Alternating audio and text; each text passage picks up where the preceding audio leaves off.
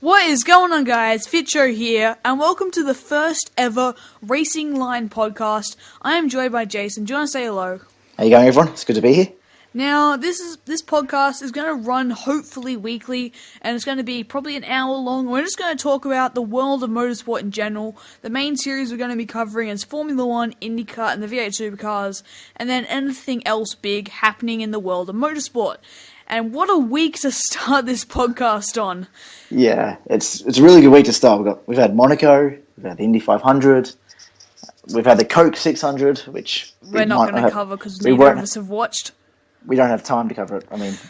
Yeah, but today we're going to be talking about the Monaco Grand Prix and the Indy 500. There will be spoilers, so if you don't want to know the results, click off this video now. That's your spoiler warning, but let's just jump right into it with the Monaco Grand Prix.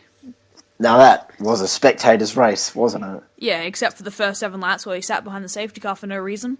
It was worth the wait. I think it was worth the wait. It was wet to dry race at Monaco, which is really good to see because it's straight circuit, the track surface is slippery. Yeah, it was very interesting in that regard, but Red Bull, what are you doing? It's the second race in a row, I think, isn't it? Because they stuffed up Dan's strategy in Spain. And then it wasn't a strategy issue this race, but it was an organisation issue. Spain was a forgivable mistake. They didn't know what the quickest strategy would be. This is just a plain fuck-up. Yeah, it's really, really bad from Red Bull. If it was Haas or Manor, maybe say, they're new, they're not that experienced, they're allowed to make mistakes like that.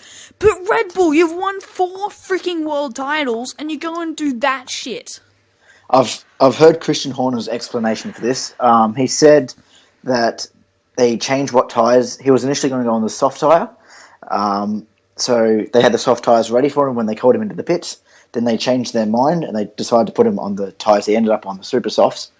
And they were at the back of the garage. So they had to go and get him. And because of the Monaco garage is a bit tight, they had problems getting him out. But that's still unacceptable from a team who's won 4 world championships, won races when Mercedes were struggling. Not when they were struggling, when they made a mistake in 2014. So it's really bad from Red Bull, and I don't think it will be.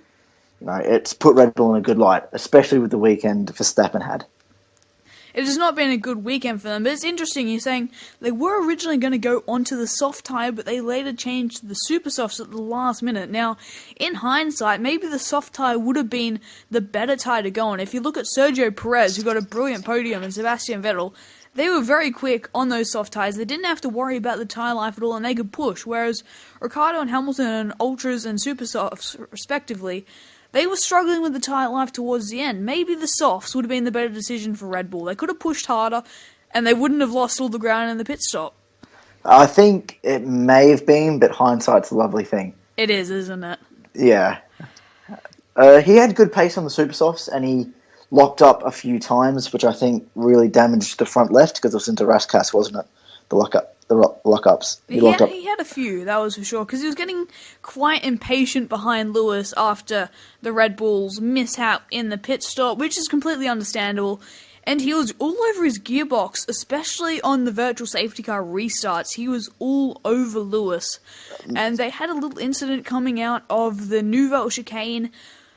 I thought Lewis was a bit aggressive to block there, but I think Daniel got a little bit loose on the wet stuff, which was right on the very, very right-hand side of the track. There was a few leaves coming off the trees there. But that's when Ricciardo sort of lost touch and sort of lost it mentally a little bit. Yeah, the stewards made the right call on that. It was... When I first watched it, I thought he swerved too much, but he left the space, and Ricciardo just got out of shape, as you said, on the wet stuff. And then his pace was sort of on-off. He was very inconsistent, it looked like. He was either 0.6 of a second behind Lewis or up to 2 seconds behind, and I think he ended... How far did he end behind Lewis? I've got the results here. He ended up with 7 seconds. He dropped off a bit at the end, but I think he might have been battling some tyre issues. I'm not too sure, or he just decided, I'm not going to get him. Let's just make sure we get the car home. Most likely. We should talk about Lewis. It was a good drive from Lewis. He was stuck behind Nico at the start. I think it was Martin Brundle say this win was as much as because of Rosberg as it was Hamilton, because Rosberg made the team decision and let Hamilton through on the wet conditions when he was struggling with his brakes. It's an interesting decision from Rosberg to actually let him through. I understand it was a team wars and stuff, but he sort of shot himself in the foot there, really. He ended up finishing 7th and essentially gifted Lewis the win. I don't think he wanted to annoy Mercedes management after Spain. Spain would have definitely been in the back of his head. Like, okay, Lewis, we've crashed once. I do not want to do it again. Which I think is sort of showing signs of post-Spa 2014. That's what it read to me. That he was sort of, I don't want to have the crash again. You go. Yeah, I understand what you're saying, but if you look at it from a championship point of view, it was a really bad move by Rosberg. It was a really bad move, and now Hamilton's 24 points behind. He's within a race win of Rosberg. So if Rosberg has an engine problem in the race, that's the championship lead gone. Yeah, that's all Nico's hard work gone. He had an absolute shocker, though, especially he got passed down the straight, out of the last corner on the last lap by Hulkenberg. He was not happy today, Nico. That was really... It was a good move from the other Nico, Hulkenberg. Yeah, it was He was brilliant right from on the Hulkenberg. back. Yeah. He was all over the back of him for a number of laps there, and he looked threatening, and I was annoyed, I should say, when we were sort of watching him. You could see them going into Raskas on the last lap, and then they changed to Lewis Hamilton. Yeah, I know. And then you saw the timing sheets change, and he got past. What? Like, why didn't we see it? Oh, yeah. It was right on the finish line as well. I think Rosberg... I think Rosberg would have had an issue in the car. He was stuck behind Fernando Alonso the whole race, effectively. I believe he had some braking issues. Some braking issues. I haven't read too much into it, but that's what I have heard. Yeah, and he would have had issues to be stuck behind Fernando Alonso for 30 laps or something. That being said, it is Monaco, the hardest track to pass on. But still, you've got a Honda engine against a Mercedes engine.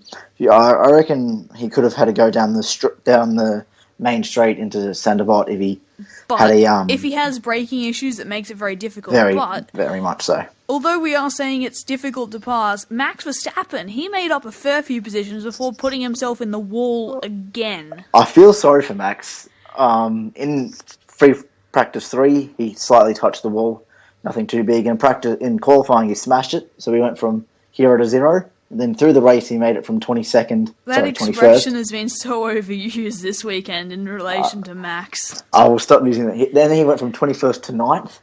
So he was on the way back up, and then he did the exact same thing he did in practice. Exact same thing, except the car hit at the wrong angle this time. He got it at the wrong angle. He went in a little bit hot, but it was interesting. Even Sebastian Vettel made a mistake at the top of the hill, going left into Massenet, a bit like Max did, but not as Vettel severe. seemed like he had the more experience and was more aware to the situation and knew how to react a little bit better than Verstappen, was able to just miss the wall. And I think that's the experience coming into play with Max Verstappen. Yes, he's very quick, but he is still very young and the experience is still lacking a bit there. And I think that could be playing a part a little bit in those crashes, because definitely Vettel managed to keep it out of the wall. Speaking of Ferrari, not a good weekend for them. Yeah, I don't really understand. Vettel was saying in qualifying he wasn't happy with the car, but he was expecting good pace in the race. And he was 3 seconds behind Perez for most of the race, and he ended up 2 seconds behind. And then Raikkonen just hit the wall at the hairpin. A rookie mistake coming from pretty much the most experienced driver on the grid. Very much a rookie, very much so. It was really weird. And then he had that slight contact with, I think it was Grosjean in the Haas. Well, there's nothing he could do there right now. He didn't know the extent of the damage. He didn't know the front wing would have been sort of lodged under there, and there was no way he could really pull off in that section. He would have tried to get down to Portier. That's where I thought he was going to pull off, but he couldn't have done anything to avoid that incident with Grosjean. And he wasn't too pleased. And he got a slight tap from Massa, which didn't help either. No, that didn't help. But then he continued on through the tunnel. What was he thinking? I think, I don't know, I've got a feeling that he just thought he lost the front wing and was able to just go through the tunnel and go and get a new one. I don't think he realised the wing was stuck on the tyre until he got through the right-hander before the tunnel, and you shouldn't pull off in the tunnel. So he did the right thing going down to Sandavot. Not to Sandavot, to the Nouvelle. Yeah, it just looked really, really odd.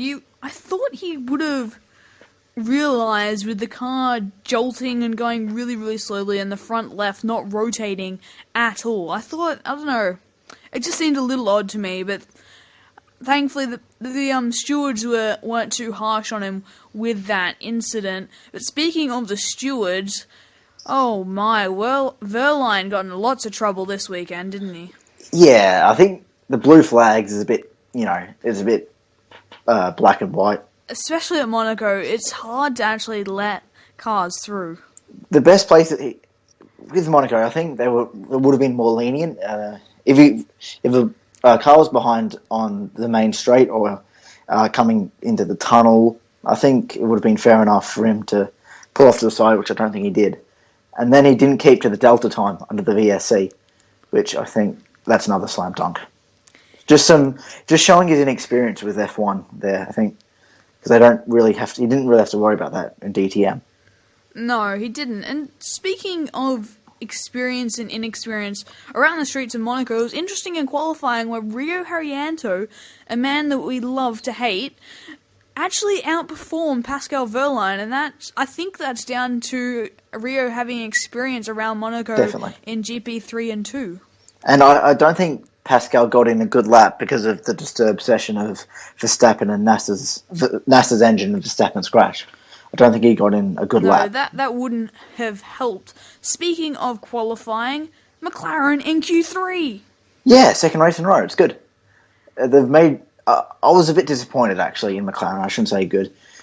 They've come to the most driver-dependent, the most chassis-dependent, the most aerodynamic-dependent track, and realistically, they were nowhere. I think they expected to be a lot higher up, in front of the Force Indias, who were really surprising. I mean, Perez with his podium. Well, they were in front of Hülkenberg, and Perez's drive was spectacular, really. Yeah. That man, whenever he gets an opportunity, a little sniff at a podium, he just takes it with both hands. He does, and, it was a shame he went to McLaren so early on in his career, because it sort of tarred his name a bit.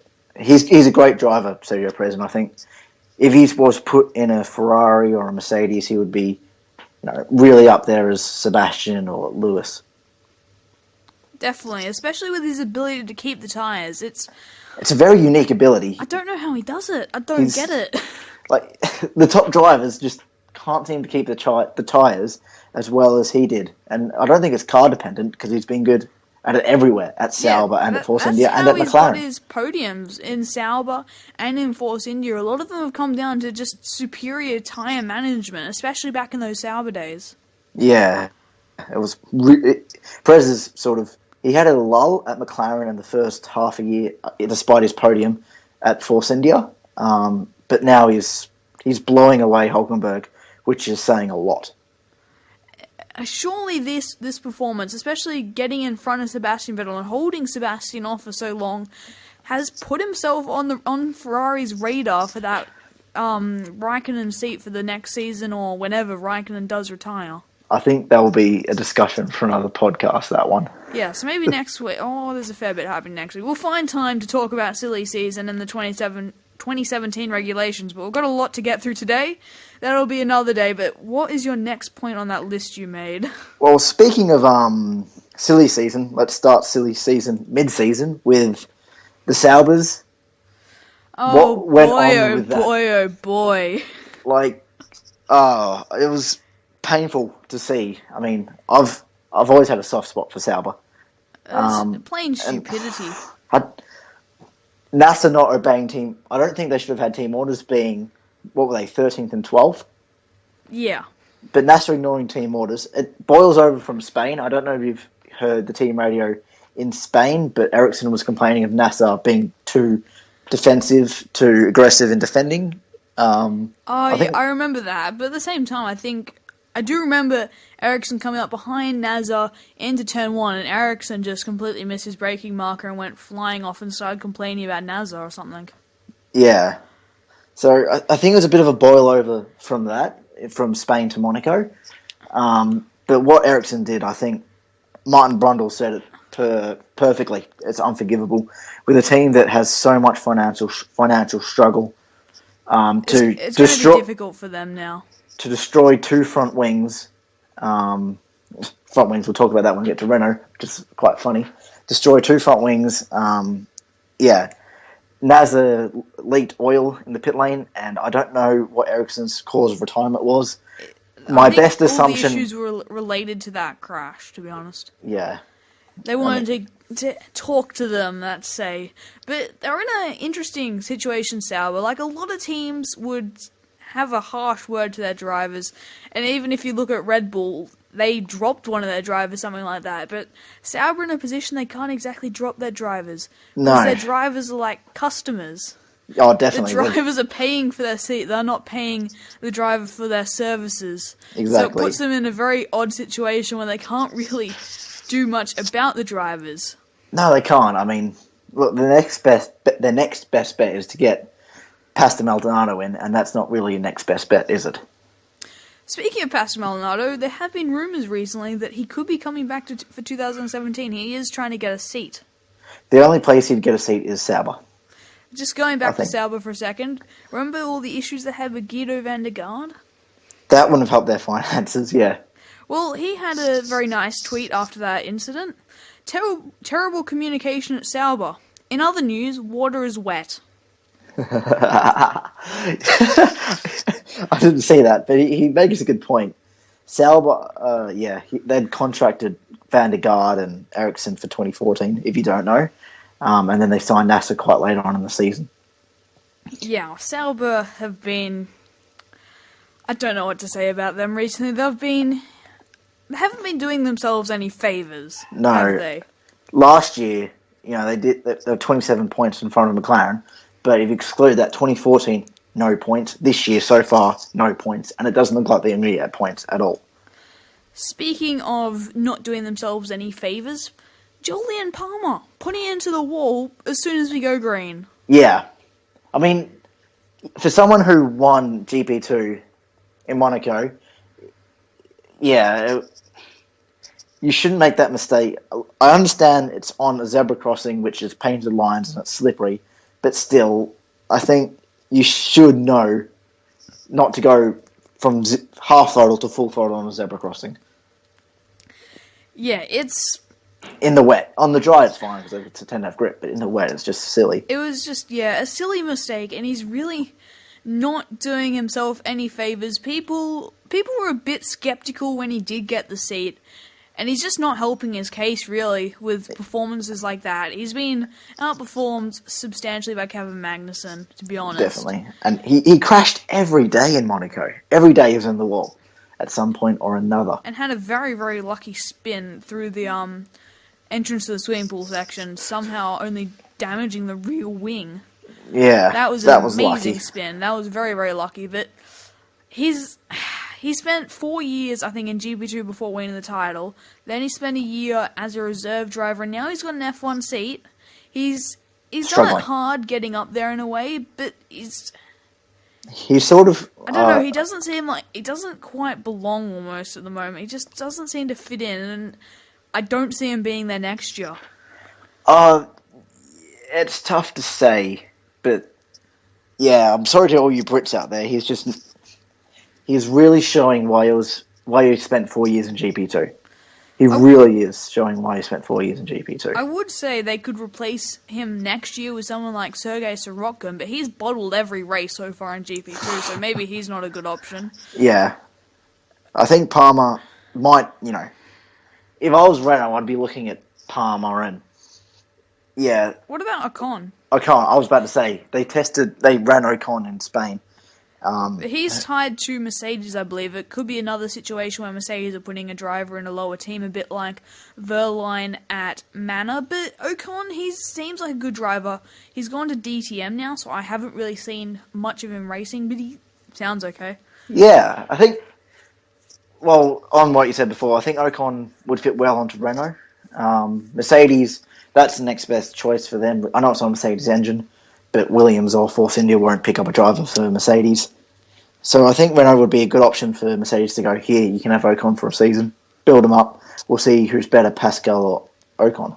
But going back to what you just said about it not being a Mercedes engine and it's probably not the best for their development drivers, let's just talk about Toro Rosso and Red Bull. Going back to Spain, I saw this interesting interview with Max Verstappen, and he was actually talking about how his time in the Toro Rosso and using the Ferrari engine actually aided him in Spain, because he actually he understood how Raikkonen's car was working. He understood when to push, when he was generating energy, harvesting, and all that. And his knowledge, his time in Toro Rosso with the Ferrari engine, really helped him in in Spain, which was actually quite interesting. But let's get back to Monaco.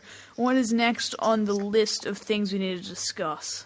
I think we've nearly wrapped up everything for the Monaco Grand Prix. I just remembered one. Kvyat's not doing himself any favours. No, he's not. I mean, Kvyat came out and said, yeah, I would have won Spain. A, I don't think he did. And B, he definitely didn't prove it in Monaco. He was... Okay, yes, he had issues at the start, but then I think he just got frustrated and lost the plot, and that was just stupidity into Rascass. I don't know what to say. It was, he's really... I think he's fed up with the Red Bull system. He's not happy. I don't think he's happy at Toro Rosso because, he's cracking it at the team. He wasn't happy with what they did in Spain in qualifying, with how they sent him out for qualifying. And I don't think he's happy at the moment. I think he just wants to drive, but he doesn't want to be in F1. I've got that feeling from Kvyat in interviews and how he's driving. It's disappointing. I understand where he's coming from in a way. Everything that's happened with Red Bull being dropped like that, it's tough for him. It must be really, tough. Really tough for Danny. But he's not really holding it together like he should.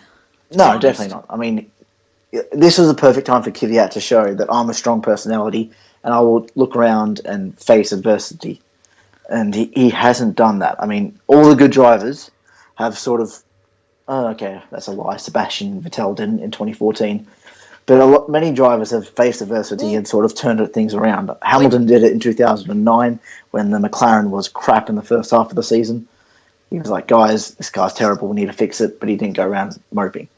Well, when you're a 4-time world champion, I think you can get away with it. Yeah. Back to what you were saying about Vettel. Good point, yeah. But in Kvyat's situation, it's not doing him any favours at all.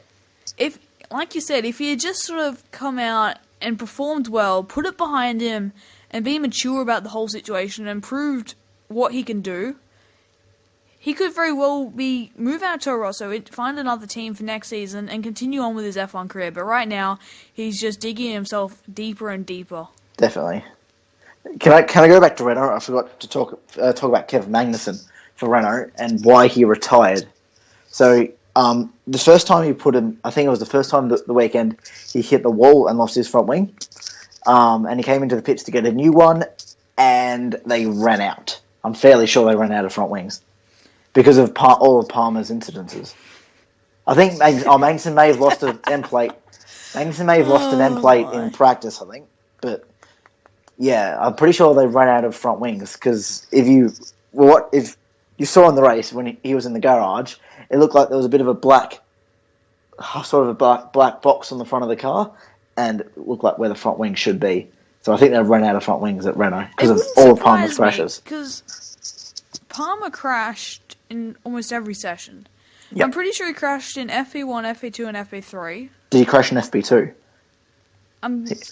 I remember seeing a Renault spinning around every time I turned the TV on. Yeah. And it wasn't Kevin. Yeah. I think he might have got through qualifying okay, but he was slow as shit. Yeah, he didn't lose a front wing in qualifying, but he did have that spin and lost a rear wing. That was damaged the rear wing. That was FP3, wasn't it? No, that was Q3. Q1, sorry. Oh, that was Q1, wasn't it? Yeah. Huh. Well, he seemed to crash most sessions. Then he had the big one in the race. Yeah.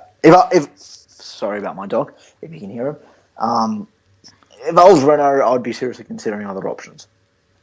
Yeah, I would be too. We've already sort of discussed this. Ocon's probably a good choice. So Rotkin hasn't been performing. He's been quite hyped up in GP2 this season, but And he's just fallen off the keeps cliff.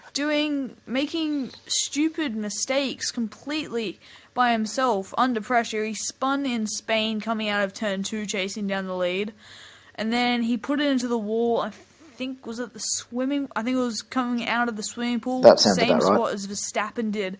And then I think in the I can't remember the name of the two races, but it's not the Sunday. It's the second race in Monaco. He did have an electrical fault, but he's only finished one race out of 4 this season in GP2. And 2 of them were his own fault. Yeah, it's not looking good. He's got the pace, but he's just really inconsistent at the moment. So maybe Ocon's a good choice for Renault. Yeah, or definitely. me, well, at least for my F1 2016 career mode, maybe. Bit of a plug. Yep, that's, I don't know, it Can seems I like say- fun to partner Kevin Magnussen for F1 2016. We're going to have to make a podcast on F1 2016 because that looks absolutely awesome. I think that's going to about wrap up out this F1 section. Time-wise, you're going to have to go in a minute, aren't you? Yeah, I'm going to have to go very shortly, unfortunately. Sorry, guys. But we'll be recording the next half of this Yeah. probably tomorrow night for the Indianapolis 500. Cut And to us what? talking about the Indy 500 tomorrow in 3, 2, 1. So, the Indy 500... Alexander freaking Rossi. Who on earth saw that coming? Unbelievable. It was just amazing watching Rossi those last few laps. It was, an amazing result for Rossi, and no fuel. I don't know how he did it. He was so close to on the fuel margin at the end. He ran out on the cool-down Finished lap. it. He didn't make it back to the pits, but I believe I heard someone in the crowd at Turn 1 said on lap 200, going into Turn 1, his engine started to hiccup. It was starting to cut out and die. Going through Turn 1 on the last lap, he was essentially on fumes in that last lap. I wouldn't be surprised. Wasn't he going 170 miles an hour over the start-finish line? Yep, the final lap was 170 miles an hour, where normally it's around 230, well, that was about the pole time. That's about 60 miles per hour down, or, well, if you use kilometers, that's 100k down on that last lap. I mean, it was a great call from the Andretti Herder guys. It was, really good driving from Rossi and an amazing call from that team. He was pretty much completely coasting around the first 2 corners, or maybe even the first 3, and I think it was coming out of 2 or 3. He got a radio call saying, floor it, Munoz is coming, or something like that. Yeah. It was so damn close on fuel, it was absolutely unbelievable. We'll go back to the start of the race. We've sort of spoiled the end, talked about the end. But let's talk about what actually happened through the race. We'll start off the weekend before the actual race. Hinchcliffe on pole, after everything that's happened in the last 12 months, that was sensational. It was really good to see. I mean, we've always known Hinchcliffe is a great driver, and to come back from that crash was really impressive to see. His lap was super smooth. I don't know if you've seen the onboard, but it's really good how he was just smoothing the car through turns 1, 2, 3, 4. It was such a nice lap. It's just amazing for Hinchcliffe, considering last year he had that horrific crash and almost didn't make it, and 12 months later, first time back at that same racetrack, and he sticks it on pole. It's unbelievable. Not only did he stick it on pole, he held his own for the majority of the race. He finished 7th, and in the opening 50 or so laps, he was battling so hard with Ryan Hunter-Reay.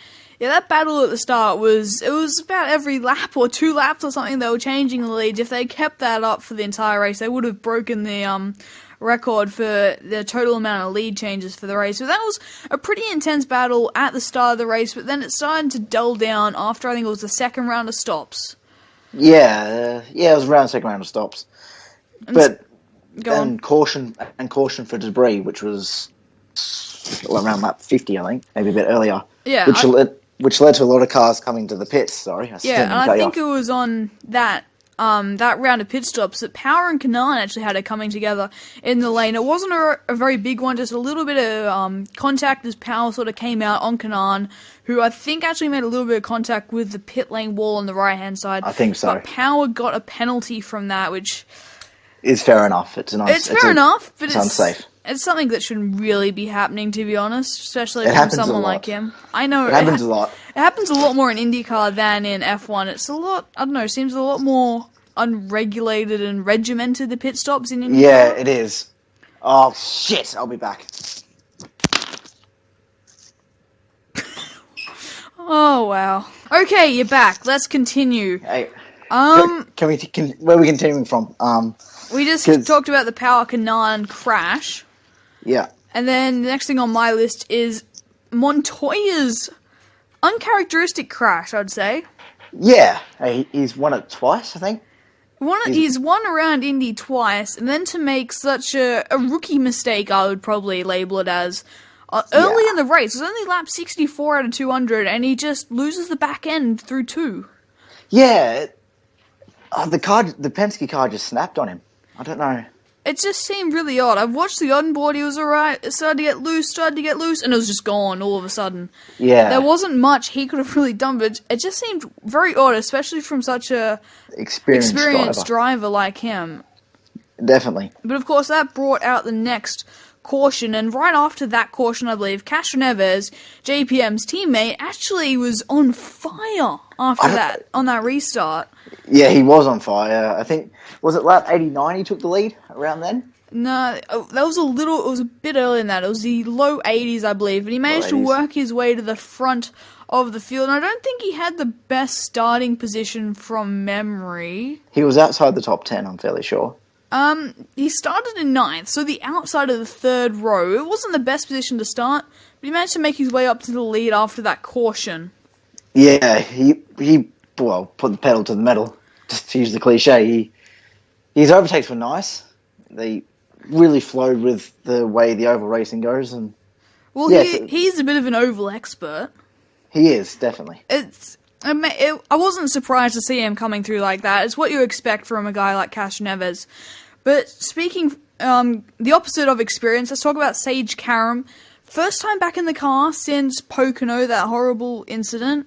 Yeah. He started 23rd, which was okay considering his first time back in a car, but he managed to get it up into the top 10, which was pretty respectable. This was sort of lap mid-80s, but then he tried to hold it around the outside of Townsend Bell, I think it was. Townsend Bell, and he just couldn't hold it around the outside and just put it into the wall.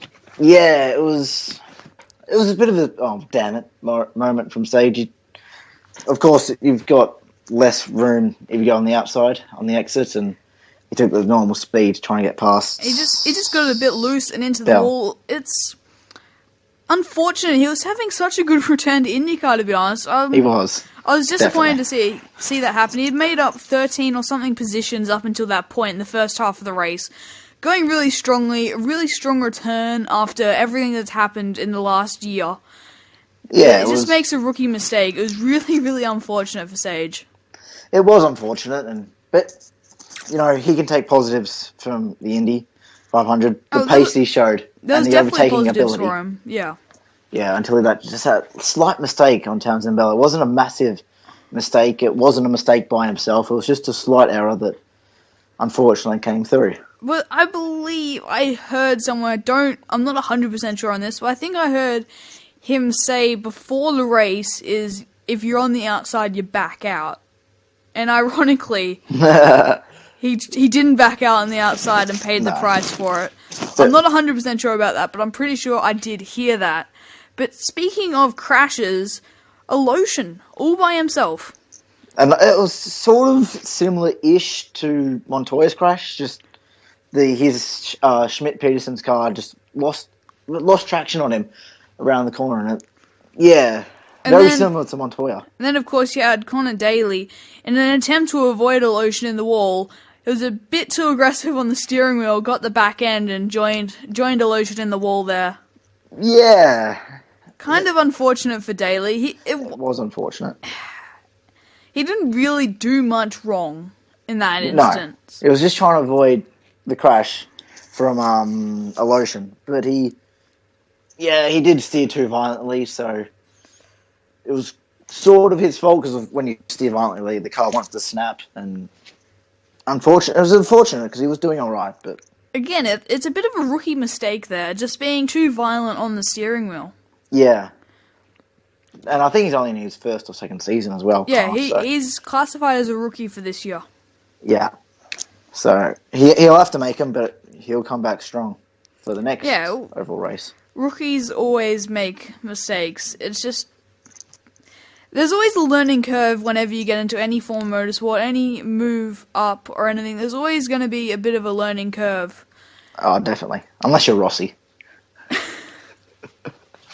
Unless you're Rossi, that's usually the case. Second ever oval race, first time in Indianapolis, and he goes and does that. It's unbelievable. Anyway, back to what we were discussing. After that incident, we had a round of pit stops for that caution, because, when the yellows come out, everyone dives into the pit lane. To get a full tank of fuel, if I can speak And English. then teammates crashed. In the pit lane. Teammates battling for the lead crashed in the pit lane. Townsend Bell and Ryan Hunter-Reay, that was a shambles. Oh, I wouldn't have wanted to be Michael Andretti.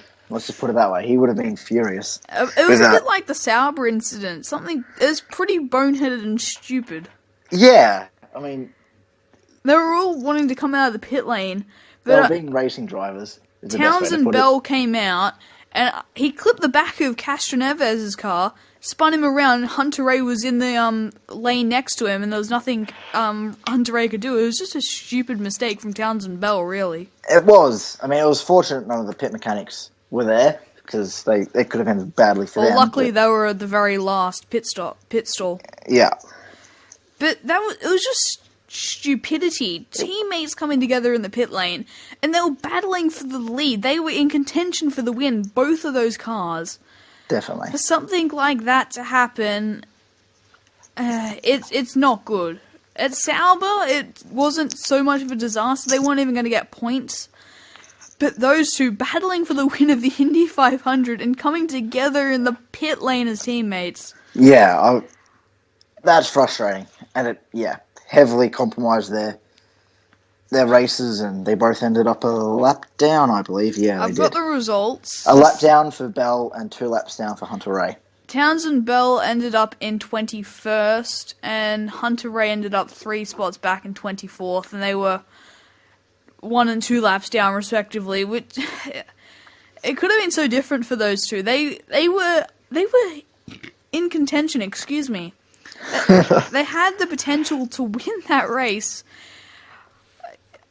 Something like that. It shouldn't happen, but let's not dwell on that too long. Because shortly afterwards, we had another incident of the pits with Buddy Lazar coming out of the pits. Well, before we jump to that one, during that caution, while everyone pitted, pretty much everyone, the one guy to stay out, Alexander Rossi, changing the strategy up. I think he was pretty much the only one to do it. Oh, no, I think there was someone else. Who was it? There was one other. There was, now I think about it. I think it was Alex Tagliani. Is that how you say it? Tagliani. Yeah, I'm pretty sure it was him. Excuse my butchering of that name, but I'm pretty sure it was him. Him and Tagliani stayed out. The only two, I believe, to stay out.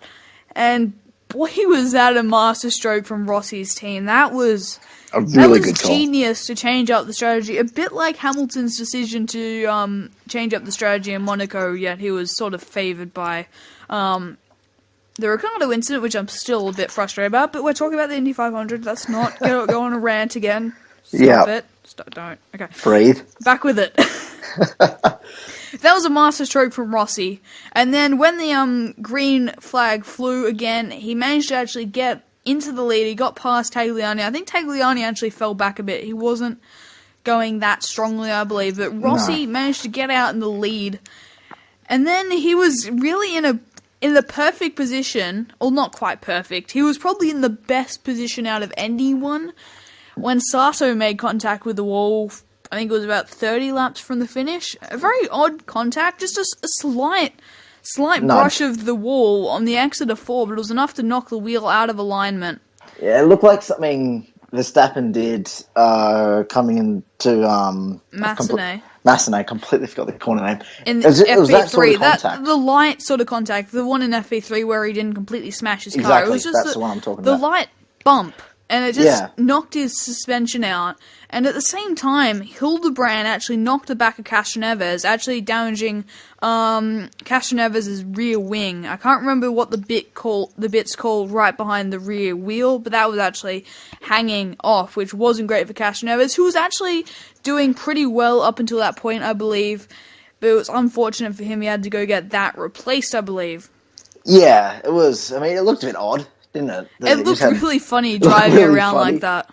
But yeah, that would have created a lot of drag on Castroneves' Team Penske Chevrolet. In a race like Indy, where you're pretty much flat out the entire lap, is pretty much the worst thing you could want to happen. But he only ended up 22 seconds off the lead and 1 second behind Will Power, so he didn't do too bad considering the damage. Well, it wasn't too bad considering the timing. It happened pretty much the exact same time Sardo crashed. Sardo, you could actually see the two crashing. Hildebrand and Castroneves make contact when you were watching the onboard of Sato hitting the wall. The timing meant he could pretty much go around and come into the pits when when all the other cars came into the pits, when everyone came into the pits during the caution. But the thing is, I think there was 34 laps from the end, and I think you can only go a bit over 30 on a tank of fuel. Unless you're Rossi. But I think you can go probably 31 or 32 laps on a tank of fuel, and the caution flew 34 laps from the end. So thankfully for Castroneves, it wasn't too disadvantaged in that whole sequence. But then we had the very interesting situation as we got down to the final 10 laps. Who could hold on for fuel? Who would blink first in coming into the pits? I can't remember who, but everyone just slowly started to peel off into the pit lane to get that little splash of fuel. The couple of seconds they needed to do the extra 2 or 3 laps. Yeah. And then you just saw Rossi continue. I think it was about 9th before everyone started to pit in front of him. He could risk it. And then you just saw him going around, and everyone's like, oh my god, can he make it? Can he make it? Can he make it? It was so tense. If you're watching it live, it was so tense to watch it live. And then, on the final lap, it was, like you said, it was so damn tense. Going into turn 1, I've heard reports from the fans in the crowd. His engine started to hiccup into turn 1 on the final lap. Lap 200 of 200, turn 1. He's in the lead as a rookie. And his engine starts to run out of fuel. He was running on fumes. And then coming out of 2, I believe, he got the message to floor it because Munoz was coming up behind him. He only ended up 4.5 seconds behind, did Munoz, who wasn't too happy with the result, was he? No, but I think Rossi... I think he might have started to almost run out of fuel coming out of 4, because if you watched it, he was just rolling up to the line, getting slower and slower, like he had run out of fuel until he crossed the line. How tense do you reckon would he have been in that seat at that moment in time? Well, I didn't know how close Munoz was when I was watching it, so I didn't really know how tense it was, and he just... I've not knocked my mic, but he just rolled and rolled and rolled, and he just crossed the line. It was amazing to see, but Alexander Rossi going from a Mana reject, essentially, to Indy 500 winner in less than 12 months. What do you make of that?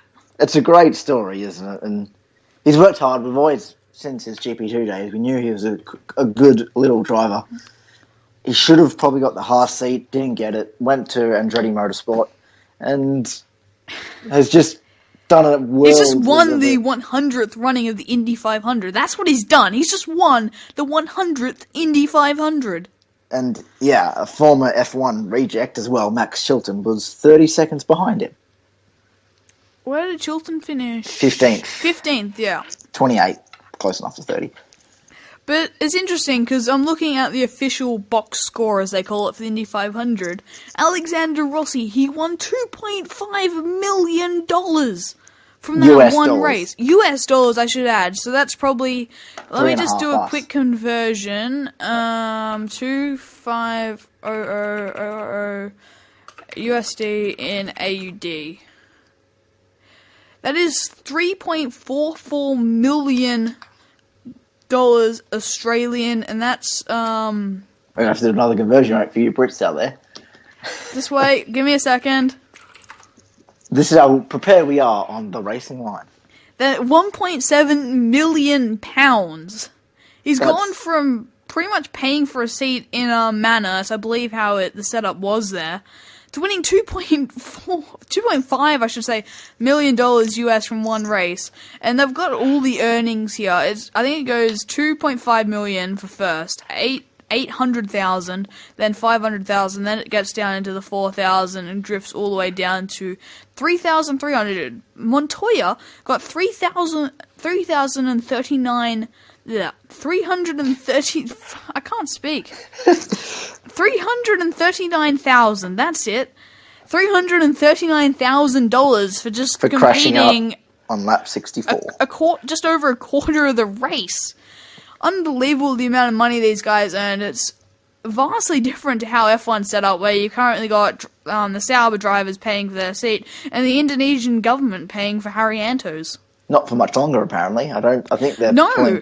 It looks like they're going to be pulling out towards the end of the season. Summer break time, I believe, is pretty much where he's got the money to race up to. It's going to be interesting to see who comes in. Will Alexander Rossi go back to F1? He's just got a taste of the ultimate glory in IndyCar.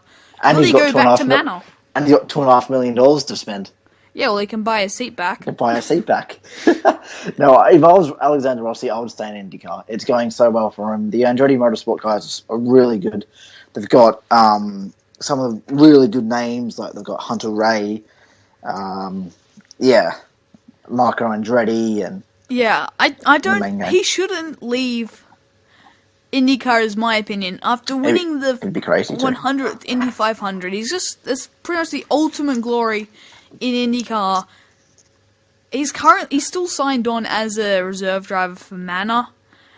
It's going to be interesting to see what happens, because Manor are going to be only with one driver unless the Indonesian government decide to fork out some more money for. I think Haryanto's doing something similar to Kobayashi and trying to get some crowdfunding going for him. A text to drive sort of thing. That could work. If you just give me 2 seconds, I just want to get the IndyCar calendar up for a second. And the F1 calendar up. Schedule. Only be a second. So the IndyCar season finishes in Sonoma on September the 18th. That's a pretty early finish to their season. And let me just check the F1. They've always finished early, IndyCar. That's late November, I think, for Abu Dhabi. I know that, but I'm trying to have a look at something else. Just give me. I'll be a second, guys. Sorry. What are you looking for? So the final of the IndyCar at Sonoma is on the 18th of September. That's the same date as the Singapore GP, I believe. So I'm actually going to miss the final of the IndyCar. Haha.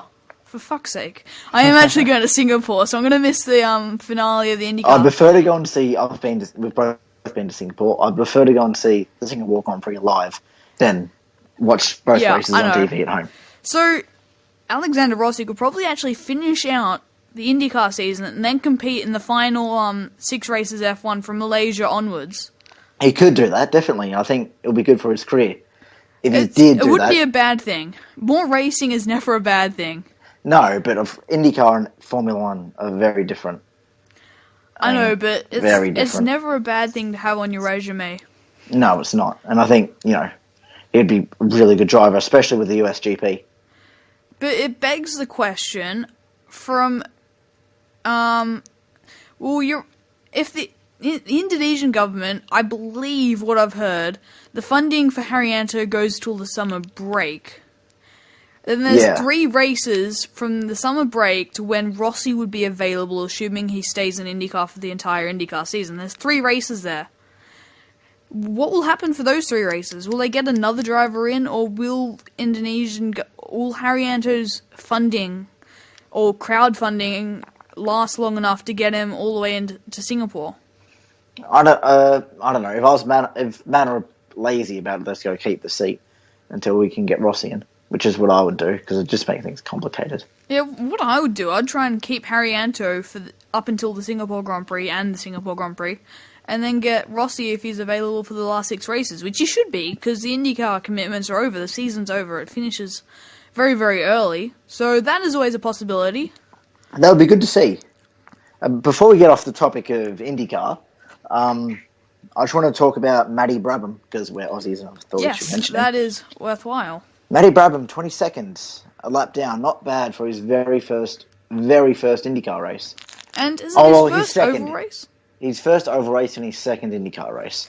It's not bad. I haven't really heard that much about Matty Brabham. He isn't, like, a big name, really, other than his surname, of course. Yeah. What other series has he been competing in? I think F. Just wait, I'm searching it up. I'm fairly sure. Is he in Indy Lights? Matt Brabham. Yeah, he's currently competing in Indy Lights at the moment. So he got the step up for the Indy 500. Does he have the seat for the rest of the season? Because I know it was for the Indy double. I don't know. Because I know he's saying he was hoping to. I'd be hoping to, but I'm not sure if he does. He's definitely in Indy Lights. I'm not sure if he's going to get the seat for the rest of the IndyCar series. So, Okay, so he raced in the Indy GP and the Indy 500, so... Yeah. Still, he's so new to IndyCar. He has been racing Indy Lights, but still, first time out in an IndyCar, or second time out in IndyCar, first time on the oval in the biggest race of the year. Isn't bad. It's not bad, especially for an Aussie. I think he's the highest... He was definitely, apart from Townsend Bell... Man is full-time, Servia isn't. So I think he was third... Man's not full-time, is she? Oh, no, she isn't. No, she's not. Never mind. So yeah, he was quite high up on the one-offs. He did pretty alright, He did alright, I think. I think he could have done better, but yeah, he could have done. He did alright. Considering the whole situation, he's just one of those one-off drivers jumping in the car for the weekend. Or for the entire month of May, really, but still. For IndyCar. He jumps in for the Indy 500, all the races in Indy, and that's about it for the year. It's still a pretty solid result. The other people doing that were in front of him were Pippa Mann. And... yeah. Oriol Servia, I think he's very experienced, Oriol Servia. He raced Will Powers, number 12, Penske, in the first race. Yeah. Yeah. But I think he's pretty much the second or third highest out of the what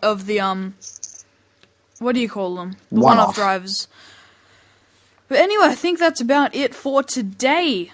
It is, We sort of got a bit sidetracked at the end. I'll be back in 2 seconds.